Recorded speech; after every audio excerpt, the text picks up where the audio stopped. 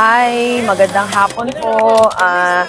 Kasalukuyan na nandito po tayo ngayon para sa OLE registration dito po. Ayan, kung titignan po natin, andito po yung ating mga encoders, mga senior citizen, na talaga namang natuwa dahil bumaba po tayo dito na nabigyan natin sila ng tamang impormasyon para sa kanilang benepisyo at hindi nga nila inaakala na meron palang OLE registration. Ngayon, sabi nga nila, salamat daw dahil nabigyan sila ng tamang impormasyon. Alam na nila na meron pala silang aasahan ng mga benepisyo. Kaya muli, nakita po natin ang tsatsaga ng mga senior citizen. Anong oras na? It's 1:15 PM. Kanina pa po silang 8 o'clock ng umaga. But still, talagang tatapusin po nila dahil gusto nila pag uwi nila sa bahay, masaya sila, maluwag sa dibdib nila na naunawaan nila ang programa at tatangkilikin daw nila ang National Commission of Senior Citizen at yayakapin at mamahalin ang buong buo.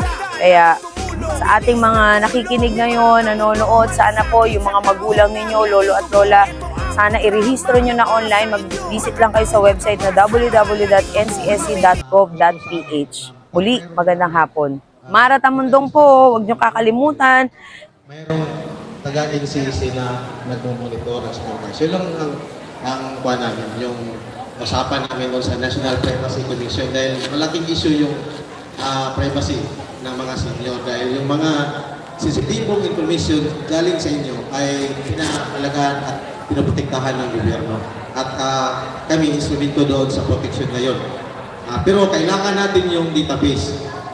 Kaya nga, sa bagong batas na pinirmahan ni President BBM, noong February 26, pirmahan niya yung amendment ng Centenarian Law, yung RA 11982. Nung mayroon ng 80 years old, makatanggap, mayroon 85, makatanggap, 90, 95, saka yung 100, patuloy pa rin yun, 100. Pero ginagawa pa po yung implementing rules and regulation para sa batas na yan.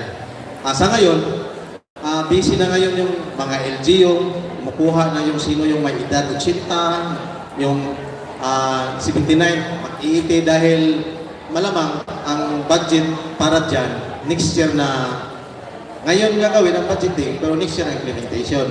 Pero narinig ko rin sa ating mga leader na kung makahanap ng punto ngayong taon, baka kahabol. Pero definitely, kagaya doon sa additional na 500 ng social pension, na naging batas siya 2022, pero yung implementation ng dagdag 500, ngayong taon na sigurado dahil pumasok last year yung budget ng dagdag 500. Nasa DSWD pa. Siguro sana may lipat sa National Commission of Senior Citizens ang pundo na yan para direkta na kaming makipagbahagi doon sa mga eligible na senior citizens. Kasi nga, ang pundo na yan para doon sa indigent senior citizens. May lista yung disability dyan. Ang batas para sa universal, dahil maraming nasabi, di ba, estimate natin nasa 12 million yung senior citizens. Pero ang may budget na para social pension ay nasa sobra 4 million lang. So mayroong siguro mga 7 million na hindi nakasama doon sa social pension. So paano naman kami? Kaya mayroong batas pa na ongoing pa yung siguro nasa pangatlong hearing na ata yan, nasa Kongreso. Yung universal pension na kahit may pension ka sa SSS, may pinatanggap ka, pareho yung matatanggap lahat. Para masaya lahat. Yun lang man yung purpose ng universal pension na yan.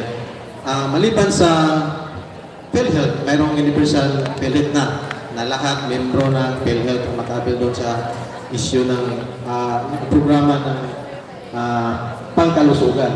Kung narinig nyo, siguro ilang beses na nasabi ng mga kasama namin yung programa ng PhilHealth ng konsulta package na yung mga senior citizen mayroong libreng annual medical check-up doon sa mga accredited na clinic. Ang gagawin nyo lang, tanong nyo sa PhilHealth kung saan dito sa lugar namin ang mga accredited na clinic para yun, doon kayo magparis ko papunta at yabil yung services na yun, libre. So yun ang sakit. Marami pang mga programa yung gobyerno. Kaya ang trabaho ng National Commission of Senior Citizens i-integrate yung mga programa ng iba't ibang ahensya ng gobyerno. Masaya kami dahil maraming mga volunteers, lalo na sa Mara Outreach Program. Laking tulong po dahil ilan lang kami pag walang extension gaya ng mga volunteers at gaya sa grupo Mara Outreach Program, matagal kami makapunta sa mga area-area ninyo. Ayun lang po at maraming salamat.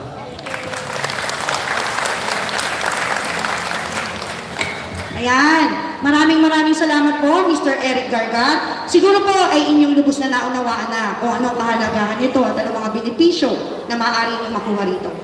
Muli, syempre, ang papakilala ko sa susunod, kilalang kilala nyo to, ang nag-iisa, tunay na nagmamalasakit, hindi lamang sa mga kabataan, lalong-lalo na sa mga senior citizens na katulad niyo po, ang nag-iisang superhero nating lahat. Kilala niyo po ba kung sino siya sabi ko? Hindi ko po naririnig. Kilala niyo po. Okay, papakilala ko na po sa inyo ang nag-iisang superhero ng mga senior citizen. Walang iba kundi si Miss Mara Tamundong. Palakpakan po natin siya.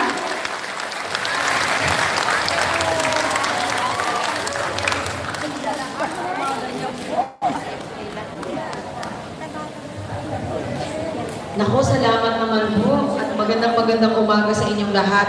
Salamat dahil po nagbigay kayo ng oras para sa inyong mga sarili. Salamat dahil gusto nyo pakinggan kung ano po ba yung benepisyo at karapatan ninyo bilang isang senior citizen. Salamat dahil kayo po ay tunay na Pilipino na dapat lamang tayo po ay magkaisa at magmalasakit sa bawat isa. Ako po, si Mara Tamundong, ipinanganak at lumaki ng San Andres, Bukid, Maynila. Tubong Maynila, mula sa ninuno, sa lolo at lola, sa magulang. So bakit po kayo magtataka na ako po ay bumababa at tumutulong samantalang ito po ang aking pinanggalingan. Siyempre bilang isang Tita anak, Yulin, magandang gusto rin po araw. natin maglingkod sa ating mga magulang. Gusto rin po natin magpasalamat sa ating mga senior citizen na talaga namang nagsikap, nagpakahirap, binutas ang bulsa, nakonsume, araw-araw na mga problema para lamang maitaguyod ang pamilya, ang mga anak.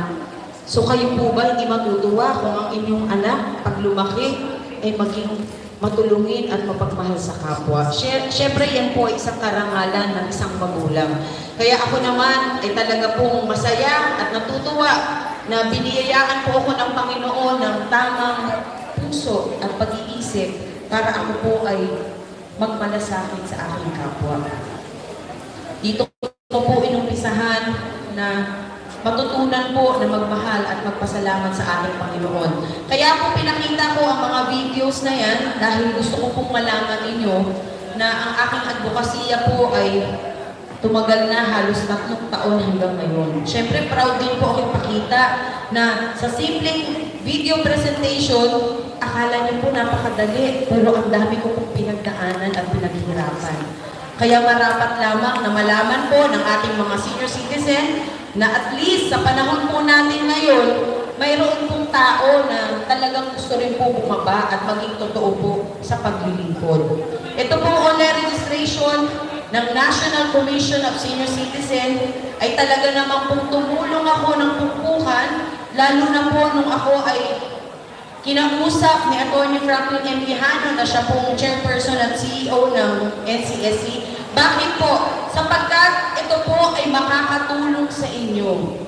Di po ba sa tagal nyo na, umabot na kayo sa edad na senior citizen? Ano po ba yung mga programa na naibigay sa atin? Wala po. Yun na nga po eh. Kung yung 500 pesos nga po, kaya nating magtiis, kaya nating maghintay at pumila, ito pong online registration, ito po ang magbibigay ng totoong programa para sa inyo. Ang National Commission of Senior Citizen ay inyong pong tahanan. Ito po ay sariling ahensya ng mga senior citizen. Palakpakan po natin ang NCSC. Siyempre, meron na kayong sariling tahanan. Hindi na po kayo maliligaw. Di po ba kapag tayo nangangailangan, lalo na kung isang senior citizen ka, ang problema mo, naku, sa tanda ko ito, saan pa ako lalapit? Parang nakakahiya naman kung didirect ako sa DSWD. Baka naman sabihin, ang lumalapit lang doon, karamihan, mga kabataan na walang tahanan.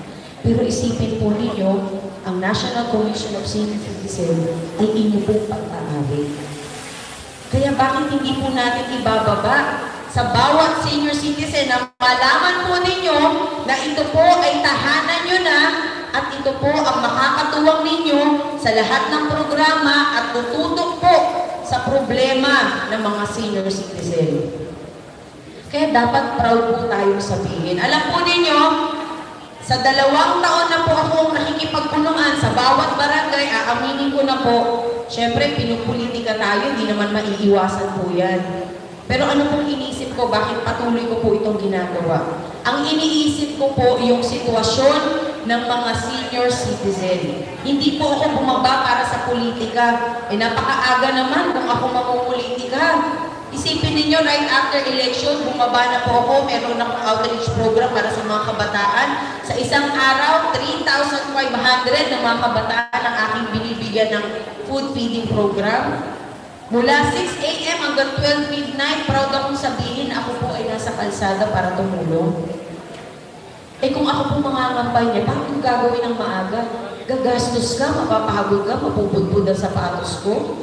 Mawawalan ako ng boses, mangingitim ako. Pero ano po ang ipinakita sa akin ng katotohanan ng Panginoon? Na kailangan tayo po ay kumilos na. Kailangan tayo po ay gumawa ng kabutihan. Dahil nakita ninyo nung panahon ng pandemya, napakahirap ng buhay. So ito pong binigay sa atin ng pangalawang pagkakataon, bakit po natin sasayangin? Dahil lamang sa pananaw na mali ng ibang tao. Ako po, minsan na rin po akong kinabahan para sa aking buhay dahil nung panahon ng pandemya, mamamalengke ka. Hindi mo alam kung pag-uwi mo sa bahay, may COVID ka na. Ibig sabihin, namamba po tayo para sa ating pamilya. So yung mga ganitong programa po na makakatulong sa ating mga magulang, bakit po tayo mangangamba na ipakita na ito po ay ating susuportahan?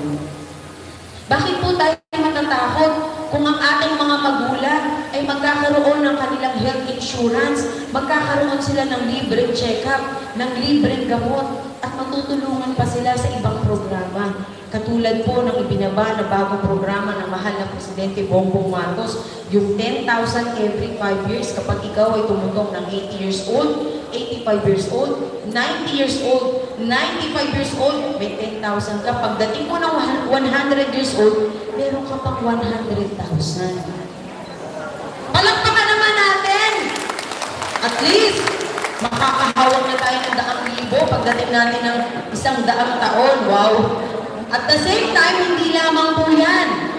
Dahil ang health insurance na 43 billion pesos ay ibinaba na po ng mahal na Pangulong Bongbong Marcos para sa mga senior citizen na sila ay magkaroon ng karapatan na humaga ang kanilang buhay, makasama ang kanilang mga anak. So bakit natin ipagkakait na ito ay malaman ng ating mga senior citizen? Alam po ninyo kung magkano yung 43 billion pesos? Bakit hindi natin mabilang kung nandito po sa harapan natin ng 43 billion pesos? At dapat lang na mapunta direkta sa ating mga senior citizen. Kaya naman ako po ay talagang patuloy ang aking pagtulong sa mga senior citizen na marehistro ang lahat ng senior.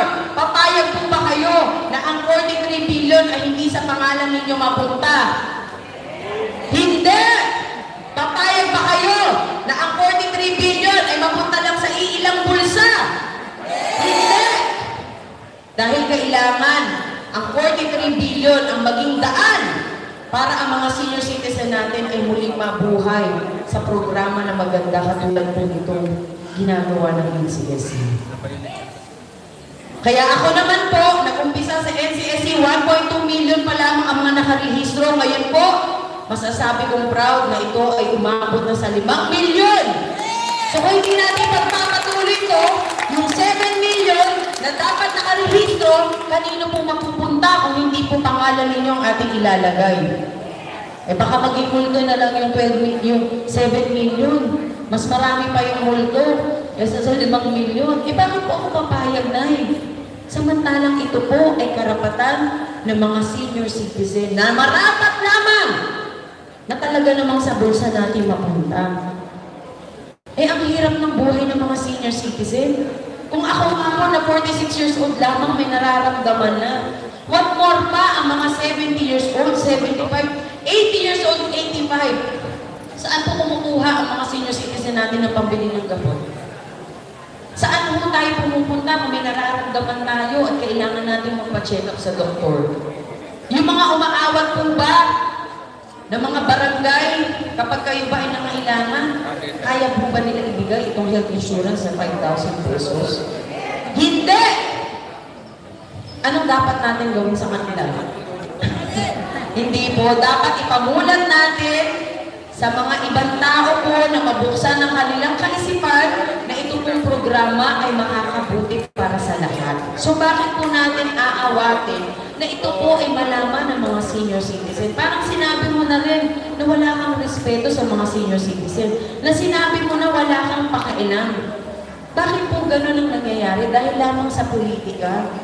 Alam po ninyo, kung gusto kong tumakbo, gusto kong mapolitika, hindi po para magpakamatay ako ng maghapon hanggang gabi, para lamang po magpakitang gilas, hindi po biro na ikaw ay bumaba na maghapon hanggang gabi, na halos wala na po akong oras magsuklay ng buhok, wala na po akong time sa aking sarili, iniiwan ko po mga anak ko sa bahay. Lahat po ng sakripisyo na yan, ayoko naman po sanang ipakita sa inyo na sakripisyo yan, kundi ito pong ginagawa ko ay isang paraan lamang ng pagmamahal para sa mga nakakatanda katulad po ninyo. Na talaga naman may mga tao pa rin na magmamalasakit, na meron pa rin mga tao na sabihin natin pipigilan tayo, pero kung nasa tama naman tayo, bakit po tayo magpapaawat sa kanila? Hindi naman tayo humihingi ng pera sa kanila. Lahat po ng aking ginagastos ay sarili kong pera. Sinasabi nila kapag ka mayaman ka, ay pag yumaman ako, tutulungan ko lahat ng barangay ko. Ay pag yumaman ako, lahat ibibigay ko. Masasabi ko lamang po, yan kapag hawak nila ang pera. Dahil ang pera po, maraming kasalanan na pwedeng maidulot. Pero masasabi mo lamang na yung pera ay nasa kamay mo na kung kaya mo talagang ilabas sa pagtulong. Dahil sa totoo lamang, ang Panginoon po ay marunong sa lahat ng bagay. Naniwala po ako sa Kanya, nagdasal po ako ng panahon ng pandemya. Sabi ko, bigyan ako sana ng paraan para makatulong sa ating mga kababayan. Sabi nila, ma'am, tumakbo ka, hindi ka naman nanalo eh, tapos naghihirap ka ba? Hindi po yun ang aking nakita. Kung di ang aking nakita, ang katotohanan na kahit nasa politiko ka o wala, ang gusto mo talagang tumulong, gagawa ka ng paraan. Kaya yun lamang po ang nagbigay sa akin ng lakas ng loob. Dahil sabi nga nila, nasa Biblia, di ba po, honor your father and your mother. Ito po bang ginagawa kong pagkilala at pagbibigay respeto sa mga magulang katulad po ninyo, isang mali? Hindi po pagkakamali ang totoong nagmamahal at hindi rin pagkakamali ang gusto talagang tumulong.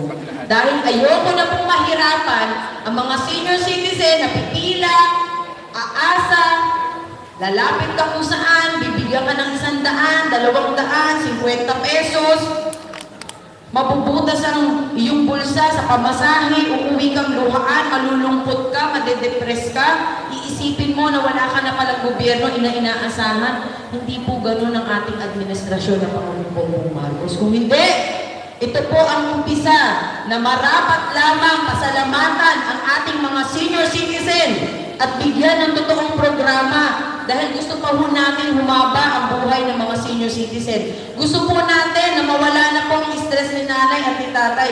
Gusto ko po na yung ilalabas ng pera para sa kanyang pagpapacheck up, maitatabi niya para po sa ibang bagay na mahalaga. At huwag po kayong mahiya na ito pong benepisyo, kahit na wala pa kayong trabaho, kayo po ay nagbigay na ng matagal at mahabang kontribusyon sa ating gobyerno dahil mula nung kayo ay nagtrabaho, bumibili ng gamit ng inyong anak, kumakain sa labas, ito po ang nagbigay ng pondo sa ating bayan. So marapat lamang, balikan po kayo ng programang totoo.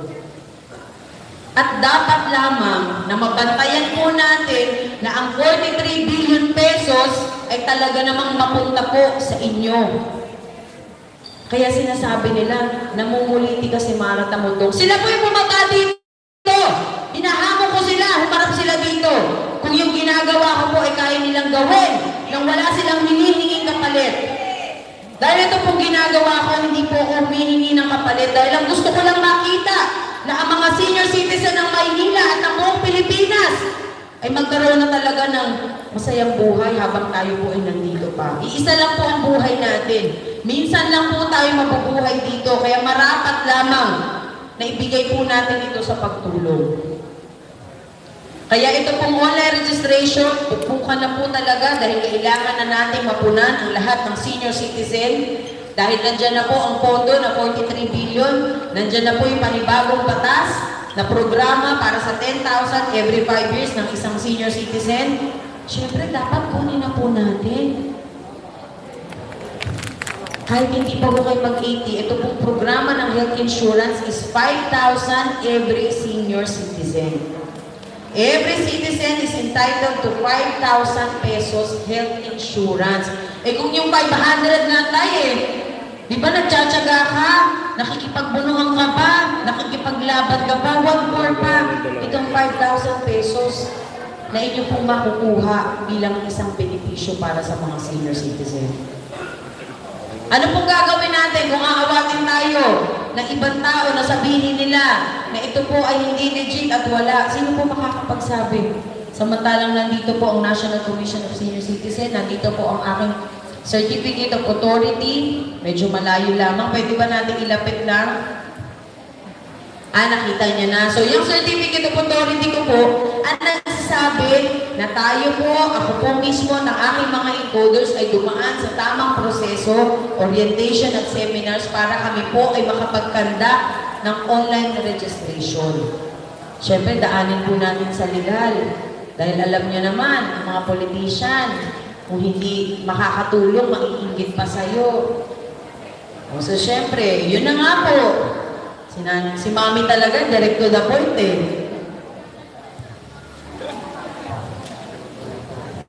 Kaya po kailangan natin mapunan. Kasi kailangan po at least mayroong 8 to 9 million po ng mga nakarehistro. Dahil nandyan na po ang budget, ililipat na lang po sa NCSE para ma-implement po, maibigay po sa ating mga senior citizen. Hindi po ba kayo natutuwa na ito po ay direkta na sa inyo?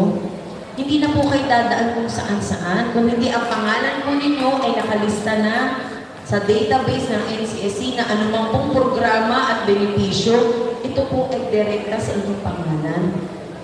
So bakit hindi po natin tatangkilikin yung programa na makakatulong po sa atin? Alam po ninyo, sa edad ko ng 46 years old, wala pa ako nakitang programa nung ako po ay bata pa hanggang magkaedad ako ngayon. Kaya nung nakita ko po na ang programa ay kailangan malaman po ng mga tao, hindi na po ako nagdalawang isip. Talagang tumulong po ako sa National Commission of Senior Citizen. At bukod po doon, gusto ko lamang ipaalala sa ating mga senior citizen na ang NCSE po ay hindi nagbibigay o nagpapakalat ng forms. Wala pong ganon. Yan po ay illegal kung mayroong nagbibigay sa inyo sapagkat ang inyong information kailangan face-to-face, one-on-one dahil kailangan lahat po ng information na sasagutin ninyo sa question po ng online ng NCSE, direct na po sa system nila. Ibig sabihin, hindi na po kayo magbibilang ng form, kaya nga po tinawag na online registration. Kaya lang dati nandito po ang mga encoders para meron na kayong cellphone, may internet na kayo, may mag-guide sa inyo, kung malabo na po ang mata at hindi na kaya mag-rehistro online. Pero lahat po ng information nyo direct po sa system ng NCSE. Kaya wala pong pinapakalap na forms, wala pong pinapamigay, nasasabihin na itong forms, fill upan nyo na lang kami magre-rehistro, wala pong ganon sapagkat lalabag sila sa batas ng Data Privacy Act. At hindi po pwede kayong magbigay ng forms kahit kanino dahil wala pong ganon sa NCSE. Yung po ay direct sa kanilang system. Ibig sabihin po, lahat ng information sa kanila po diretso, walang pagdadaan ng iba. At syempre, kailangan one-on-one para may consent ang mismong senior at siya po ang makakapagsabi lang ng anumang mga katanungan at siya lang ang makakasagot. So kung meron po nagbigay ng form sa inyo, wala pong ganon, bawal po yun. At lalong higit sa lahat, wala pong maniningil sa inyo. Dahil ito po ay libre. Ako po ay volunteer. Ito pong mga encoders natin ay volunteer. Wala pong dapat nasisingilin sa inyo dahil ito po ay libreng serbisyo. Diyos ko naman, singilin pa ba yung mga senior citizen? Hello? Dapat tayo magbigay, hindi tayo maningil. Di po ba, Nay? Pasisingilin mo pa yung nanay mo, parang nakakabastos ka na yan. Di sampalin na lang natin kaliwat kanan yan para matauhan. Wala pong ganon, walang pwedeng singilin sa inyo. Kung meron po, pwede niyong ireklamo direkta sa NCSC. Kahit na sino pa ho yan, politician, konsehal, kung sino, wala akong pakailan, basta hindi sila pwede magbigay ng forms at maningil po, lalo na pagdating sa online registration.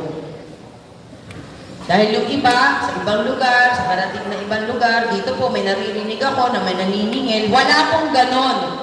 Kung talagang gustong tumulong, kung nang gawin negosyo sila nanay at tatay, mahiya ka naman. Wala ka na nga maitutulong, maniningil ka pa. At saka yung inyong mga forms, hindi po yung pwedeng gamitin. Dahil unang-una, magagamit pa yan sa kalokohan. Gusto niyo po ba yung pangalan niyo kung saan-saan makakarating? Kaya mas maganda kung yung online registration, kayo po ang nandiyan kaharap.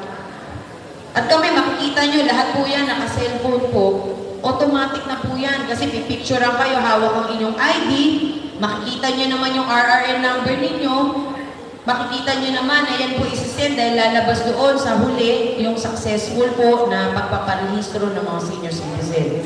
Kaya paumanin po sa ating mga senior citizen, kung kayo po ay nakapaghintay, isipin nyo na lamang na yung pag-upo nyo dito ay parang pahinga nyo na rin sa bahay, sa gawaing bahay. Isipin nyo na lang na nandito po kayo para makapagpahinga, makapag-relax, at the same time, marinate po, ano po ba talaga ang online registration at para saan?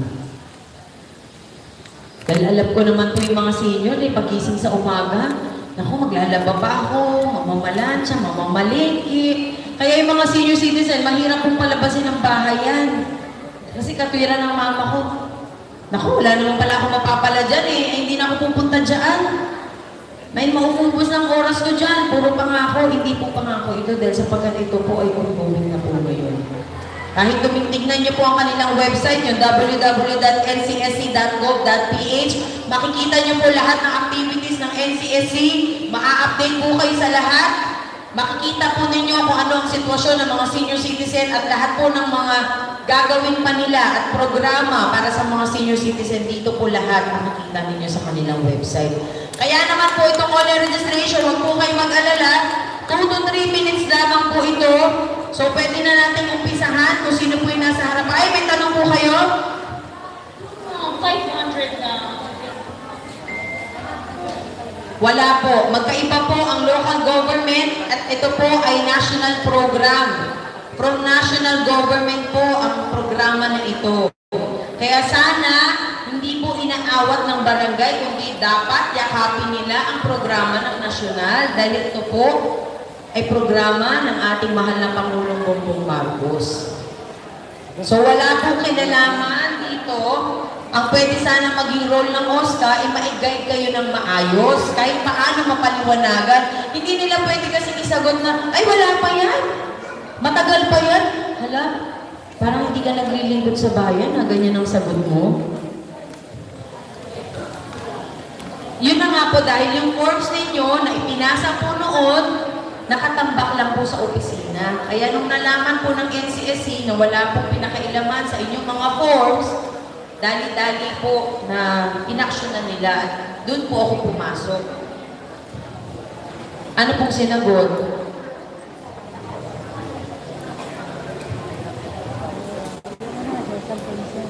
Kasi nga po, hindi nila napakailaman yung papel. Inaantay lang po magkaroon ng anay na magkaamag yung papel. Hindi, totoo po. O, ipakita nila, asan yung papel nyo? O, ilabas nila. Baka naging scratch paper na o pinampunas na kung saan. Kasi kung meron, di sana hindi na po tayo nahihirapan. O, dahil nga po ito ay national program, kailangan ang bumaba po talaga ay National Commission of Senior Citizens. Ako naman po ay naging katuwang lamang nila, kaya binigyan po ako ng authority na makatulong po dito sa kabuuan ng Maynila. Dahil nga nakitaan po nila ako na 2 taon na bumababa, na walang tigil, na hindi nagpapahinga. Bakit po? Ayoko pong sayangin yung buhay ko sa stress. Gusto ko pong makatulong ng makatulong. Para pag dumating naman yung panahon na makaharap ko ang Panginoon, pwede ko sabihin, Lord, nagampanan ko po yung pagiging isang tao ko. Kahit paano, sa sarili mo na lang, magkaroon ka ba ng achievement? Kahit hindi na po kailangan ipagmalaki. Kaya lang dahil pinapasukan na ng politika, wala na akong magagawa. Pero ang sa akin, ang mahalaga, alam ko naman po na ang ginagawa ko ay tama, kaya hindi ako dapat matakot sa kanila. Pero anyway, meron pa po ba kayong katanungan? Ito po ay national program. Huwag po kayo malito. Wala na po kasi tinanong din namin eh. Ngayon ang tinanong po ng NCSC kung nasaan na yung mga forms sa mga senior, nandun po, nakatambak sa isang kwarto. Kasi wala raw silang budget para pakailaman ng mga papel. So wala na pong pag-asa yun. Kasi 2024 na po ngayon eh. So taon na po ang lumipas. Ngayon na po, magre-rehistro. Nay, oo, sige po. Nay, ano pong katanungan? Pwede na mag-start yung sa harapan.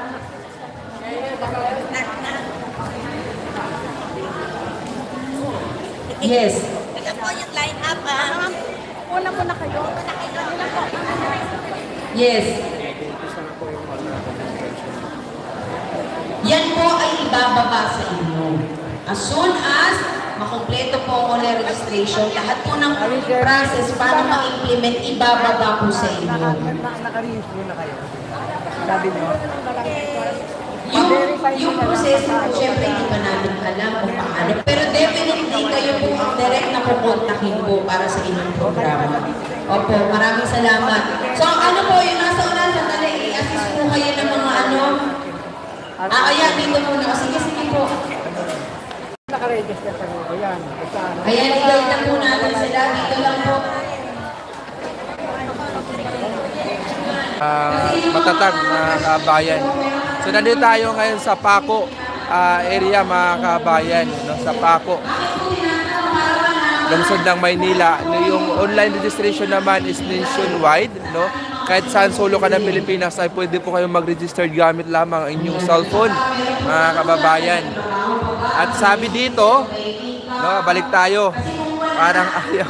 Actually, nakarang araw mga kabayan or last week, si Pangulong Bongbong Marcos may nilagdaan na naman na programa para sa mga senior at ito yung Rebilla Law, no? Yung Rebilla Law mga kabayan sa pagtungtong ng 80, no, yung octenarian mga kabayan ay may matatanggap na silang 10,000 bukod pa doon sa health insurance na kabilang sila sa 43 billion, no? 43 billion mga kabayan. Bukod pa yun dahil nga doon sa 43 billion, 5,000 health insurance at annual, free check-up at libreng gamot, at the same time, free dental para sa ating mga senior. At the same time, yes, madami idol. Oo. Yun lang, oo. Ang problema, marami tayong mga kabayan hindi sila nakakatanggap na talaga. Talagang literal kasi madaming administrasyon din na nagdaan talagang yun talaga ang sinisigaw. Kaya ngayon, kita nyo naman, hindi naman pwedeng ibibigay kaagad ng administrasyon. Nakarang araw lang pinirmahan. Gusto kaagad ng iba natin mga kabayan, bakit ayaw sa government. Gusto kaagad matanggap agad, mag-registered muna at dumaan sa tamang proseso. Alam nyo naman ang proseso sa Pilipinas matagal dahil nauna pa yung pagmamarites ng iba. Kakapuna, nakalimutan nyo yung sarili nyo mag-registered. Ngayon pag nagbigay na, nagagalit na lalo kasi hindi na nakatanggap. Kaya talagang, siyempre, hindi natin masisi yung iba kasi lalo na yung mga remote area, walang mga signal, katulad sa amin, wala kaming wala kaming kuryente sa island. Talagang may mga ganong senior na aabot na hindi nakakatanggap. Pero dahil sa pamamagitan ng kamag-anak natin, mga kapitbahay natin, yung mga balikbayan na galing Maynila na bumaba ng mga remote area sa lugar nila, like mga island, pwede nilang i-share yun. Ang problema, hindi niya ma-share kasi galit siya. So, dapat isantabi natin at tulungan natin ang ating mga senior na mag-register sa National Commission of Senior Citizen dahil ito po ang bagong tahanan ng ating mga senior.